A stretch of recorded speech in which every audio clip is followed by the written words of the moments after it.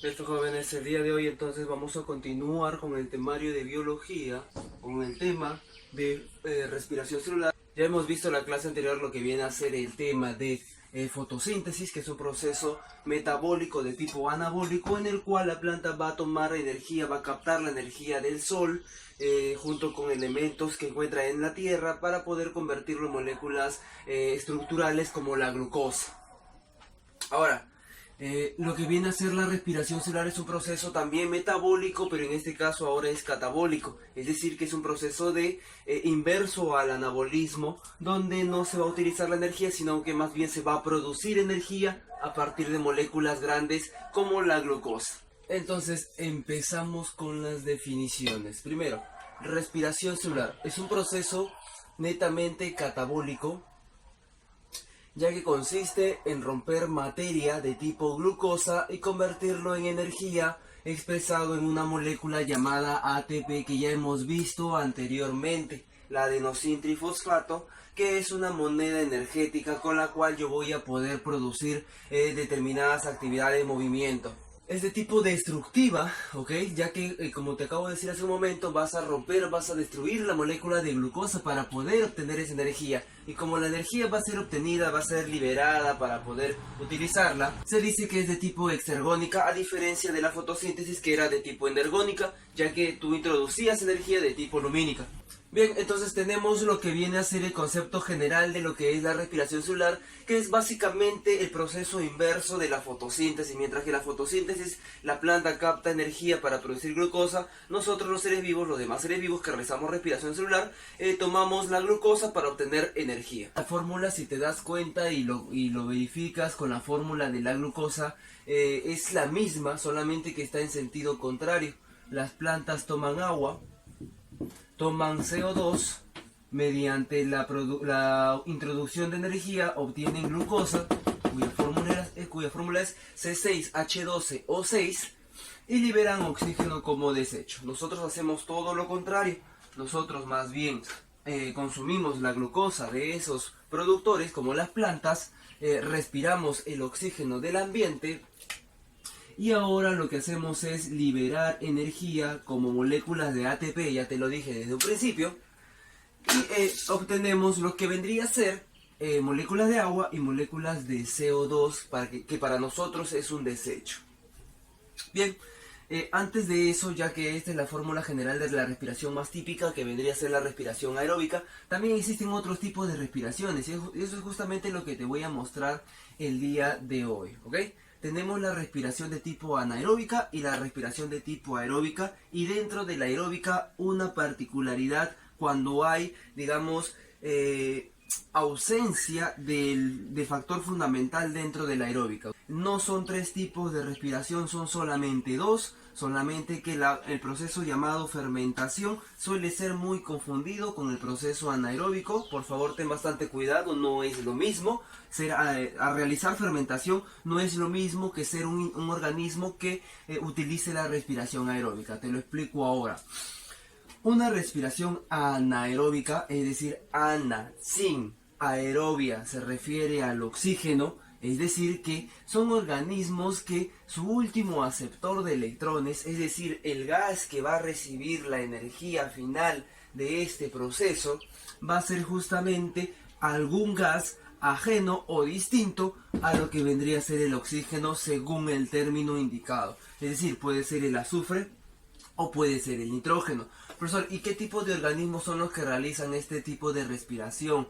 Por ejemplo, tenemos las bacterias extremófilas, bacterias que viven en el océano, en las profundidades oceánicas, donde no llega el oxígeno, donde tienen que realizar algún tipo de respiración de metabolismo para obtener energía. Ellas utilizan una respiración muy similar en cuanto a proceso a los animales, a los seres vivos comunes, pero en vez de utilizar el oxígeno utilizan el azufre de las pequeñas erupciones sulfurosas que hay en el fondo oceánico, pues, ¿no? Entonces es una especie de respiración muy parecida a la aeróbica, solamente que cambias el último gas que vas a utilizar. En vez de oxígeno utilizas azufre o nitrógenos. Mientras que el aeróbico, obviamente, por ende, es todo lo contrario, es decir, que realiza este proceso, sí, pero ahora utiliza el oxígeno. ¿Qué es que es en donde se presentan la mayoría de animales, la mayoría de seres vivos, como nosotros, que realizamos principalmente respiración aeróbica. Pero como te dije hace un momento, los que realizan respiración aeróbica tienen un alternativo, un opcional por si algo les falla. ¿Está bien? Dice, aeróbico, la mayoría de seres vivos. Último aceptor es el oxígeno, te lo acabo de explicar hace un momento. La fermentación es una alternativa por si algo pasa y le falta oxígeno a este organismo. Y este de acá no recibe el nombre de anaeróbico, sino que ahora recibe el nombre de anoxigénico. ¿Qué significa anoxigénico? Significa ausencia de oxígeno, es decir, cuando le falta el oxígeno común, normal que debería tener. Fue descubierto por Louis Pasteur, personaje que ya hemos mencionado anteriormente, ¿está bien? Ahora, existen dos tipos de fermentación, la fermentación homoláctica y la fermentación alcohólica. Recuerda a tu amiga, alcohólica. Tenemos la homoláctica producida por organismos como por ejemplo el lactobacillus presente en el yogur. ¿Qué cosa es un lactobacilo? Es una bacteria introducida en el yogur para que realice fermentación de ese producto lácteo y genere lo que es el ácido láctico producto de toda fermentación homoláctica. El proceso es el siguiente, vamos a tomar la molécula de glucosa, que es el azúcar principal, que tiene 6 carbonos, y vamos a convertirlo primero en piruvato, de 3 carbonos. Ahora, este piruvato luego va a ser convertido en ácido láctico por un proceso de obtención de energía, que es la fermentación homoláctica en ausencia del oxígeno, con una producción mínima de energía, en este caso como molécula de NADH. Pero ¿qué cosa es NADH? NADH te lo voy a mencionar más adelante específicamente, pero el proceso quiero por favor que te lo aprendas. Este ácido láctico entonces es convertido a partir del piruvato con producción de energía de tipo NAD. También, aparte del lactobacillus, otros organismos que realizan la fermentación homoláctica pueden ser los animales como nosotros. Por ejemplo, cuando nosotros, estamos haciendo mucho deporte, nuestros músculos también pueden realizar fermentación homoláctica, es decir, producir ácidos lácticos. Entonces, por eso nosotros también realizamos fermentación. Sí, si tú te pones a hacer deporte, pero pasa mucho tiempo y tienes deficiencia de oxígeno, tu cuerpo se da cuenta de eso y empieza a fermentar ácido láctico. ¿Para qué, profesor? ¿Cuál es el fin de producir ácido láctico a partir de la glucosa que yo tengo en mis músculos? Lo que pasa es que quiere producir energía sin, tener tanto oxígeno. Necesita energía, pero tú no puedes absorber tanto oxígeno porque estás en tu etapa ya límite de fatiga, pues, ¿no? Además de eso, el ácido láctico sirve como un mensajero que es enviado al sistema nervioso para que éste le reconozca como, el punto máximo de fatiga para ti. Y te va a decir a tu cuerpo que por favor se detenga. La fermentación alcohólica es producida por la levadura, que es un tipo de hongo, en la industria cervecera. ¿Está bien? Donde el piruvato es convertido a alcohol, pero acá hay una pequeña diferencia. Acá sí se produce lo que es la energía, al igual que la fermentación láctica, pero en este caso el piruvato, que tiene 3 carbonos en un inicio, ahora va a tener solamente 2 carbonos al producto. Por lo tanto, se ha liberado un carbono. ¿Cómo se libera un carbono? Se libera como CO2. Y ese CO2 es un gas que se puede contener, pero de todas maneras va a ir aumentando cada vez más. Por ejemplo, tenemos muy bien, cuando tú preparas tu chicha de jora, lo dejas abierto, te vas a dar cuenta que no pasa nada, no produce alcohol. Pero si lo tapas, estás quitándole el oxígeno a la respiración aeróbica normal de la levadura. Entonces lo que hace la levadura es inmediatamente realizar fermentación de tipo alcohólica porque ya no hay oxígeno. Y obviamente el fin que busca es producir esta energía llamada NADH. Pero de paso libera CO2 como producto desecho. Y ese CO2 es justamente esa espuma, ese gas que sale cada vez que nosotros abrimos un envase de algún tipo de alcohol, como la cerveza, la chicha de jora, entre otros. Bien, entonces esto vendría a ser el pequeño, previo concepto para poder entender todo el metabolismo complejo que se realiza en la respiración celular. Jóvenes, entonces tenemos lo siguiente. La planta, al realizar fotosíntesis, utiliza energía, produce molécula llamada glucosa. Aquí va a ser al revés, pero hay un problema. La glucosa es una molécula muy grande, muy elaborada, muy desarrollada que necesita, digamos, primero descomponerse antes de poder obtener energía pura de ella. Entonces lo que hace el organismo es una fase preparativa. Prepara la molécula glucosa para poder enviarla ahora sí a la organela especializada que realice la respiración celular, que es justamente la mitocondria. Mientras que en la fotosíntesis es el cloroplasto, aquí en la respiración celular es la mitocondria.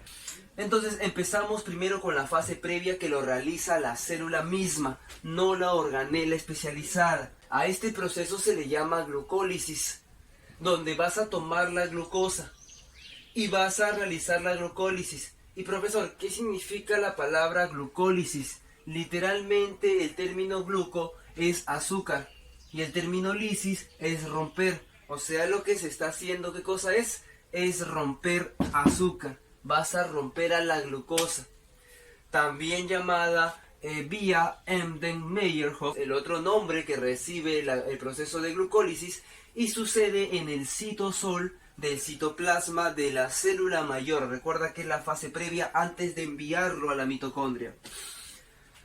Este de acá te va a producir una cierta cantidad de energía que en realidad es poca, es mínima. Por eso que a lo largo de la historia la célula ha estado adquiriendo organelas que le ayuden o le faciliten en la producción de energía, porque en realidad esta de acá, la célula misma, es deficiente en esto, lo cuales son 2 ATPs y 2 NADH, que en realidad solamente se resume a 2 ATPs, porque los 2 NADH son enviados a un proceso final en la mitocondria también, que se llama lanzadera. Más adelante lo vamos a ver. Así que en realidad el producto final solamente vendría a ser los 2 ATPs en cuanto a energía. En cambio, si hablamos de moléculas, digamos, a partir de la glucosa, que es lo que se origina como producto final, para luego enviarlo a lo que es la membrana de la mitocondria, vendrían a ser los 2 piruvatos, pues, ¿no? Pero ¿y por qué de una glucosa sale 2 piruvatos? Lo que pasa es que cada piruvato va a tener la mitad en cuanto a la glucosa. Si la glucosa tiene 6 carbonos, el piruvato va a tener solamente 3 carbonos.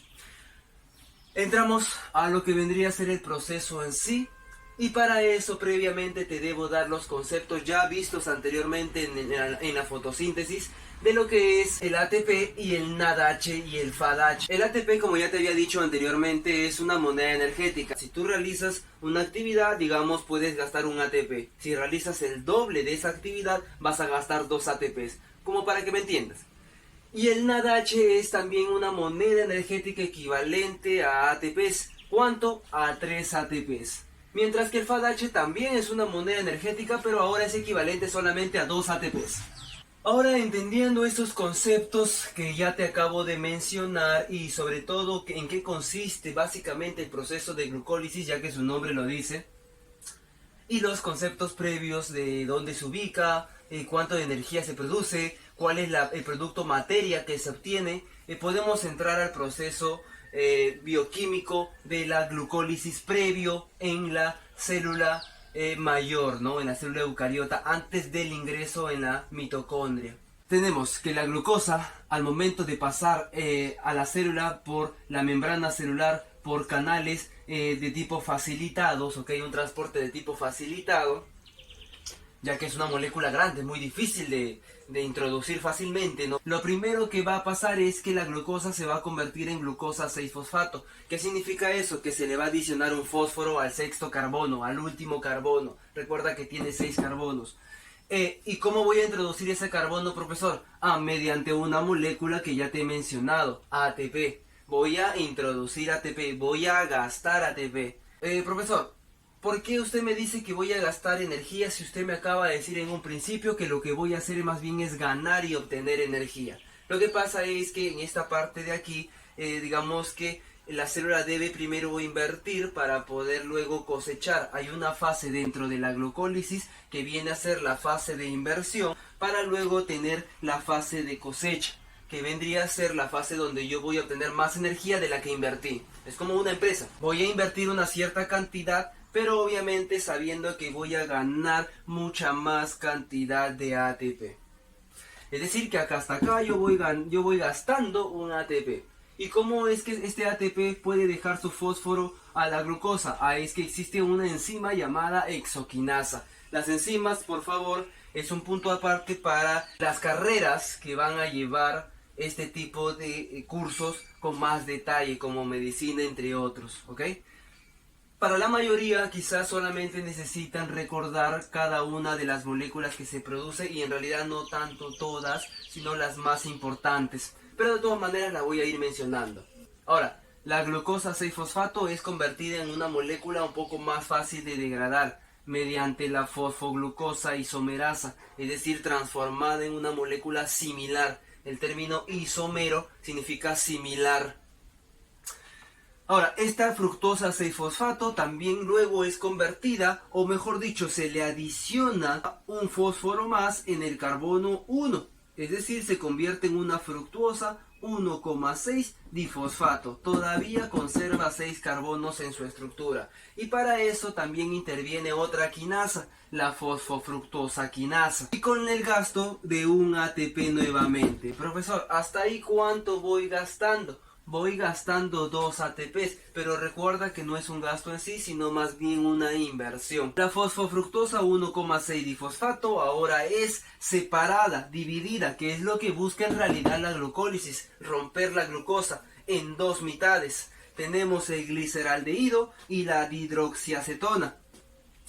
Cada uno obviamente de 3 carbonos. ¿Y cómo sucede este proceso? ¿Gracias a qué enzima sucede? Gracias a una enzima llamada aldolasa que se va a encargar de dividir en estas dos moléculas. Bien, tenemos el gliceraldehído y la dihidroxicetona, cada uno de 3 carbonos, pero hay un problema, ambas son muy diferentes. A pesar de que tengan la misma cantidad de carbonos, son diferentes, así que una debe ser convertida en la otra. Y como el gliceraldehído es un poco más sencillo para poder convertirlo en un piruvato, entonces la hidroxicetona va a ser la que se va a convertir en gliceraldehído, es decir, va a cambiar un poco para parecerse más al gliceraldehído. ¿Y cómo lo hace? Obviamente te lo dije hace un momento, con otra isomerasa, una isomerasa que va a ayudar a la conversión. Al igual que la glucosa fructuosa, esta de acá va a convertirse a gliceraldehído mediante la isomerasa.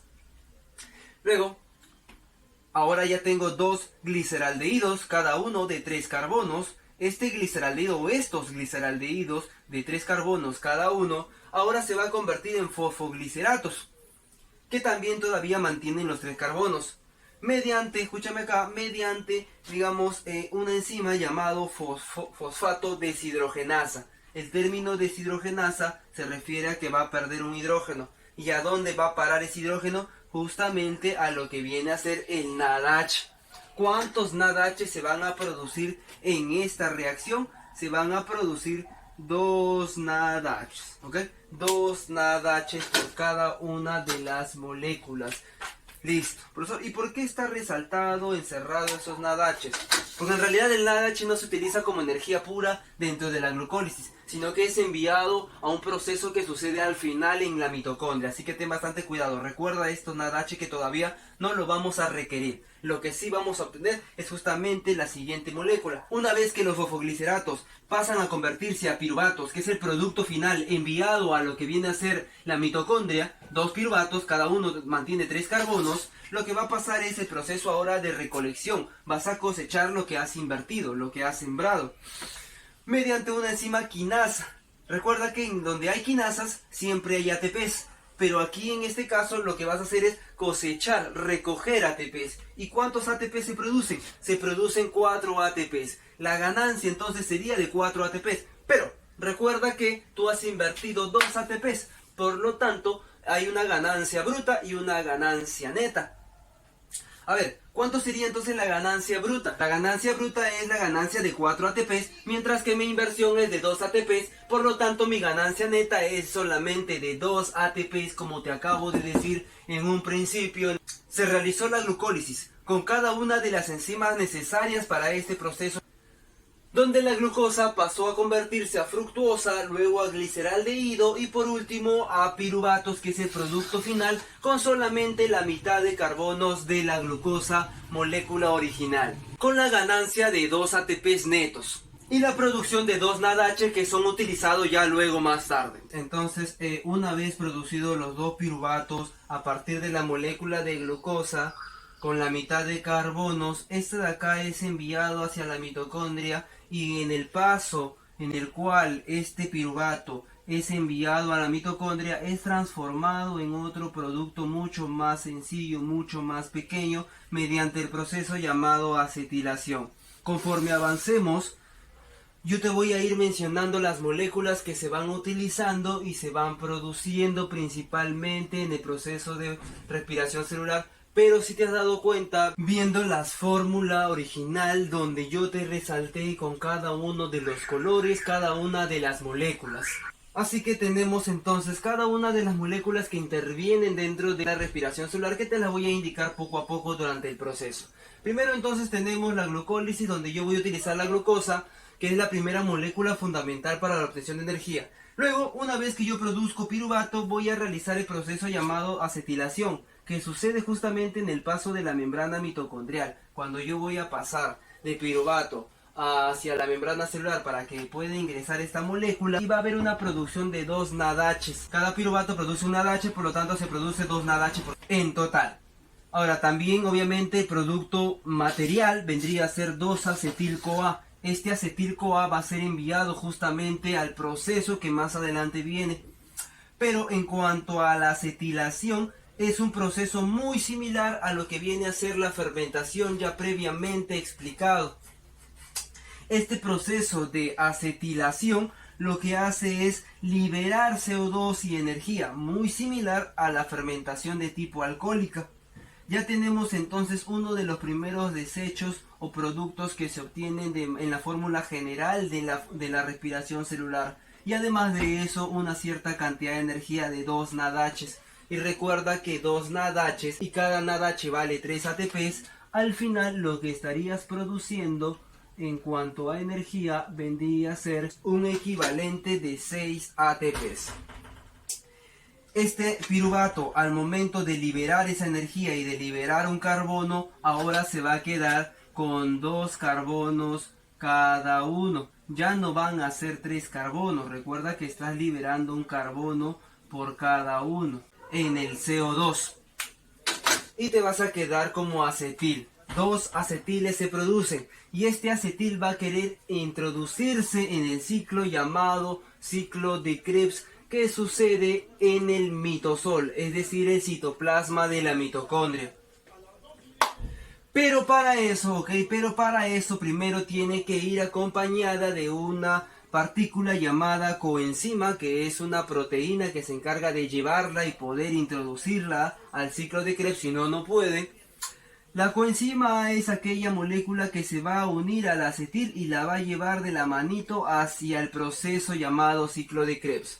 Entonces vamos a ver lo que es el ciclo de Krebs. El ciclo de Krebs, o también llamado ciclo de ácidos cítricos o ciclo de los carbonos tricarboxílicos, ¿ok? Es justamente realizado en el mitosol. Como bien te dije hace un momento, el mitosol vendría a ser el citoplasma de la mitocondria. La producción de energía es la siguiente por molécula de glucosa. Recuerda que si hablamos de por cada piruvato vendría a ser la mitad. Pero como te estoy tomando todo el proceso de manera general, vamos a hacerlo por 2 piruvatos, que viene a ser la molécula glucosa original. 6 NADHs, 2 FADHs y 2 ATPs.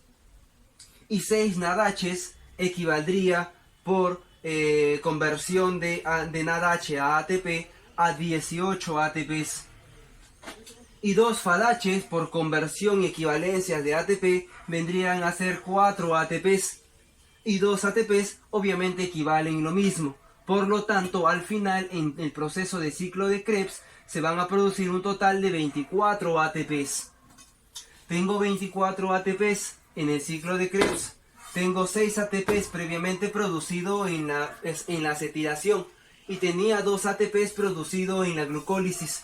Por lo tanto, hasta aquí voy 32 ATPs netos ganados hasta sin contar el último proceso, ¿okay? Es la cantidad de ATPs base en todo organismo, porque el transporte de electrones tiene una alternancia entre 2 tipos de lanzaderas. Más adelante te explico. Bien, entonces teníamos que el piruvato es convertido a acetil para poder introducirse gracias a la coenzima A hacia el ciclo de Krebs y producir más energía. La acetilación produce solamente 6 ATPs. Sumado a la glucólisis son 8 ATPs. Tenemos la acetil que va a ser introducida al ciclo de Krebs. Ya te di los datos. Son 2 vueltas para poder obtener el total por glucosa. La acetil se va a unir a una molécula llamada oxalacetato. El oxalacetato tiene 4 carbonos. La acetil tiene 2 carbonos. La coenzima, una vez que une a estos dos, se va. La unión de estos dos me va a producir una molécula llamada citrato. El citrato va a liberar cierta cantidad de energía. Luego más adelante vemos la conversión. Lo que debes saber es que son 2 nadaches. Recuerda que son 6. Y se convierte en isocitrato. El isocitrato sigue manteniendo los 6 carbonos. El isocitrato se convierte en alfa-cetoglutarato, con la producción de 2 nadaches. Hasta ahí voy 4 nadaches. Y también hay una liberación, una cierta cantidad de CO2. Es decir que hasta aquí ya tengo 2 desechos, el CO2. Pero al perder ese carbono en el CO2, se va a quedar ahora con solamente 5 carbonos. Hasta ahí ya tengo mis 5 carbonos. Recuerda que debe regresar, como todo ciclo, debe regresar al oxalacetato que tiene 4 carbonos. Así que debo perder 2 carbonos. 2 moléculas más de CO2 y por cada uno 2 vueltas, entonces serían 4 en total. El alfa-cetoglutarato se convierte en succinil-CoA. Regresa nuevamente a utilizarse la coenzima A. Y ahora también pierde CO2, por lo tanto se queda con 4 carbonos. Y también hay una liberación de energía en nadaches. Así que hasta ahí ya tengo mis 6 nadaches. ¿Qué me falta, profesor? Me falta el FADH. El succinil coenzima A de 4 carbonos se convierte en lo que a ti te gusta, fumarato, con la liberación del FADH, que equivale obviamente a lo que vamos a ver luego. Y también se producen 2 ATPs. El fumarato de 4 carbonos se convierte en malato. Y luego el malato regresa a ser oxalacetato manteniendo los 4 carbonos. Recuerda, 4, 6, luego debe regresar 5, 4. ¿De dónde vienen esos 2 extras? Vienen de la acetil que es adicionada y que ayuda justamente a la liberación de energía. Se sacrifica para obtener energía. Hasta aquí creo que te puedo dar un pequeño ejemplo. Imagínate que la glucosa es una señorita que de colegio, ¿ok? Y esta señorita de acá quiere llegar a la fiesta de fin de año y poder conocer a su pareja ideal. Pero esta señorita es una molécula muy grande, digamos que está un poco pesadita. Entonces lo que debe hacer primero es reducirse de tamaño, llegar a convertirse en piruvato. Mediante todo este proceso llamado glucólisis, lo que va a hacer es invertir un poco.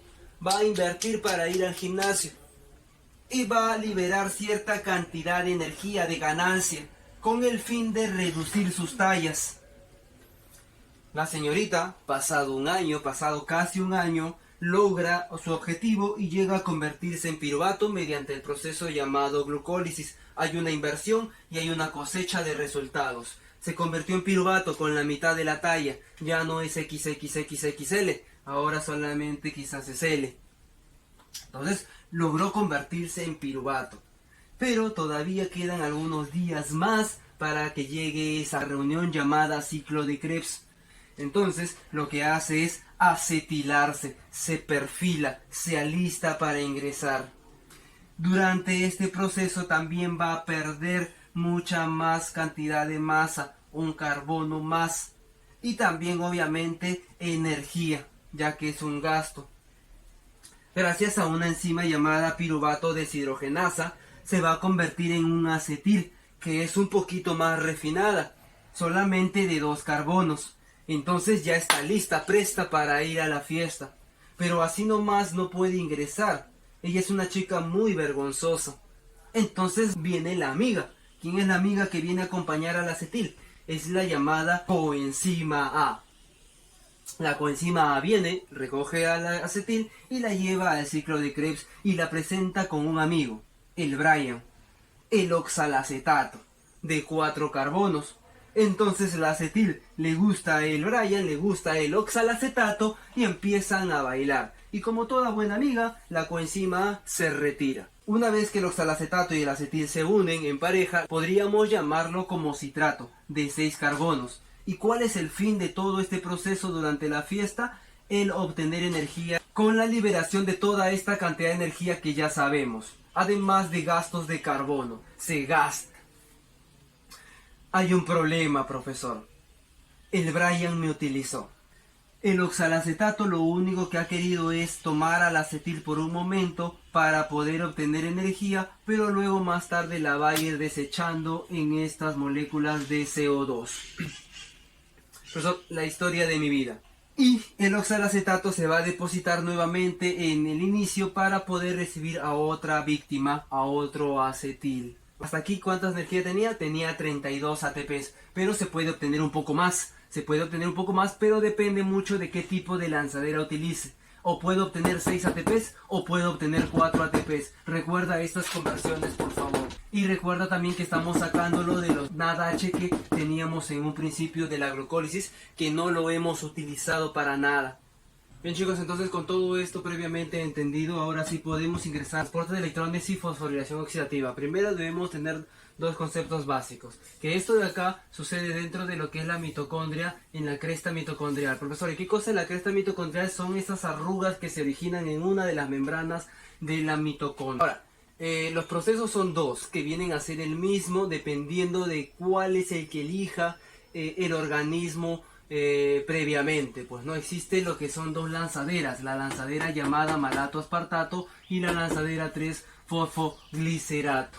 Cada una de ellas me da una cierta cantidad de energía a partir del NADH, que es traído de lo que es la glucólisis. La glucólisis, como recordarás, me produce 2 ATPs y 2 NADHs, pero estos NADHs no son utilizados como energía en sí, sino que son enviados al transporte de electrones y fosforilación oxidativa. El nombre correcto es que son lanzados. Mira que hasta tu célula lanza. Ahora, este NADH puede ser utilizado en la malato-aspartato como fuente NAD, tipo NAD, en proceso NAD, o el 3-fosfoglicerato como fuente FAT. Cuando es utilizado con NAD, utiliza 3 sistemas. Cuando es utilizado en FAT, utiliza 2 sistemas. Y de ahí justamente viene la conversión de 3 ATPs y 2 ATPs. Te lo voy a demostrar. ¿Te acordarás tú la fotosíntesis, la fase luminosa? Siempre había, digamos, un transporte o un bombeo de electrones e hidrógenos de adentro para afuera. Lo mismo sucede acá. Hay una salida y una entrada de hidrógenos impulsada por el salto de electrones que se origina gracias al NAD. El NAD viene en el primer sistema y estos 2 electrones se obligan a ser llevados al siguiente sistema. Y eso obliga a que se introduzca hidrógenos hacia la parte interna de la membrana. Nuevamente viene el NAD, recuerda que son 3 veces para el NAD son 3 veces, y otra vez hay el salto de electrones que obliga a los hidrógenos a entrar. Luego, nuevamente el NAD viene, saltan los electrones y se introducen otro hidrógeno, otra cantidad de hidrógenos. Bien sabes que cuando tú introduces hidrógenos va a haber un desbalance, ya que aquí deja de haber hidrógenos y aquí hay hidrógenos extras. Por lo tanto, lo que debe hacer la célula es nuevamente botarlos, sacarlos, y al sacarlos va a salir por una enzima llamada ATP sintetasa, la cual va a producir por cada salida de hidrógeno una cierta cantidad de ATPs. Y como este de acá tiene 3, entonces serían 3 ATPs, pero recuerda que son 2 moléculas de NADH, por lo tanto sería el doble, 6 ATPs producidos en la lanzadera malato-aspartato. Profesor, se olvida de un detalle, los electrones. ¿Qué pasa con los electrones? Saltan, saltan y saltan, pero el último salto, ¿a dónde van a parar? El último salto de electrones caracteriza a la respiración aeróbica, ya que estos electrones no se van a tener que perder, sino que se van a unir a hidrógenos. Obvio, obligan cargas diferentes, cargas opuestas, se unen a los hidrógenos. y estos hidrógenos tienen que estar acompañados de otra molécula más, que es justamente la molécula primordial en una respiración aeróbica, que es el oxígeno. Y es por eso que nosotros respiramos oxígeno, para poder captar esos electrones y no se pierdan. Y al momento de unir estos tres elementos, que son los electrones, los hidrógenos y el oxígeno, se va a formar la molécula de agua, que es justamente uno de los productos de desecho dentro de la respiración celular.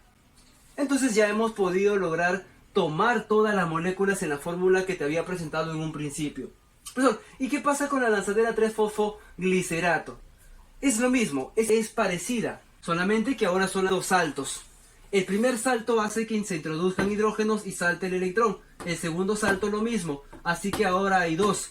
Dos me producen 2 ATPs, pero como son 2 NADHs, en total me va a producir 4 ATPs en la misma proteína, la ATP, así como tu amiga sintetasa. Pero estos electrones también van a volver a saltar y se van a encontrar con el hidrógeno y se van a encontrar con el oxígeno para formar también agua. Así que la diferencia solamente radica en la cantidad de ATPs que libera, porque de todas maneras se utiliza en ambos oxígeno y en ambos hay producción de agua.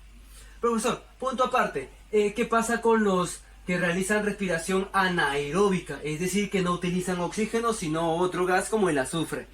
Simplemente vas a cambiar el oxígeno por el azufre. Por lo tanto ya no va a ser H2O, ahora va a ser H2S, que es ácido sulfhídrico, que es el producto final de esas bacterias que realizan respiración anaeróbica. Listo, esto de acá vendría a ser lo que es la respiración aeróbica, convertido también quizás es que deseas a anaeróbica, depende el gas que se utiliza. Todo este proceso sucede dentro de la mayoría de seres vivos, ¿okay? Tanto anaeróbica, aeróbica y obviamente el proceso alterno que vendría a ser la fermentación. Aquí te he colocado un resumen de la glucólisis junto con el transporte de electrones. Recuerda que el NADH es enviado, es lanzado hacia ese proceso, así que te lo he colocado junto. La acetilación, recuerda que salta de la glucólisis a la acetilación. Y por último el ciclo de Krebs. La glucólisis me va a producir 2 ATPs y 2 NADHs, pero en realidad los NADHs son utilizados en lo que es el transporte de electrones. Tengo 2 ATPs hasta ahí. El transporte de electrones, que son 2 NADHs, me producen o 4 o 6 ATPs, así que ahí hay una diferencia. La acetilación me produce 6 ATPs. El ciclo de Krebs, en cambio, me produce la mayor cantidad de ATPs dentro del proceso. Me da hasta 24 ATPs. 24. Y es justamente por eso que las células, conforme pasaba el tiempo, fueron mejorando su producción de energía para obtener mucha más. Al principio solamente se realizaba procesos de baja energía que producía 2 ATPs, a lo máximo un poco más quizás, pero era muy limitado. Organismos primitivos como bacterias. Sin embargo, ya conforme pasó el tiempo, obtuvieron mucha más energía realizando simbiosis, como te puedes haber dado cuenta, entre cloroplasto, mitocondria y eucariotas, para poder producir mucha más energía. Se puede producir entonces, si sumas en total, o 36 o 38 ATPs, con una diferencia de 2 ATPs, dependiendo de la lanzadera. Ahora, acá en la parte final te he colocado una mitocondria para que tengas referencia de la ubicación de cada uno de los procesos. La mitocondria, si te has dado cuenta, es similar, ya que es una bacteria. Una bacteria que contiene su propio ADN circular desnudo, tal cual. Que contiene también ribosomas de tamaño 70S. Además de eso tiene su citoplasma. En este caso recibe el nombre de, acá corrijamos, recibe el nombre de mitosol, el citoplasma de la mitocondria. Además de eso, también tiene, como toda célula, una membrana, que sería la membrana mitocondrial. Y esta membrana mitocondrial, como toda bacteria, presenta arrugas. En el caso de las bacterias recibe el nombre de mesosoma, donde se realiza la respiración celular. Pero en el caso de la mitocondria recibe el nombre de cresta mitocondrial, que cumple la misma función. Listo, jóvenes, entonces esto vendría a ser la clase de fotosíntesis. Espero que les haya gustado. Un dato para ti: en exámenes anteriores ha venido constantemente el ciclo de Krebs y fotosíntesis también, pero no todo. En realidad solamente requieres conocer estos 3 elementos, como es el acetil, el oxalacetato y el citrato dentro del ciclo de Krebs, ya que suelen ser preguntas de admisión y ya anteriormente ha venido. Es decir, el oxalacetato unido al acetil me va a poder formar citrato, que luego va a convertirse nuevamente en oxalacetato para la producción de energía, nada más. Bueno, jóvenes, entonces me despido, espero que estén atentos a lo que viene.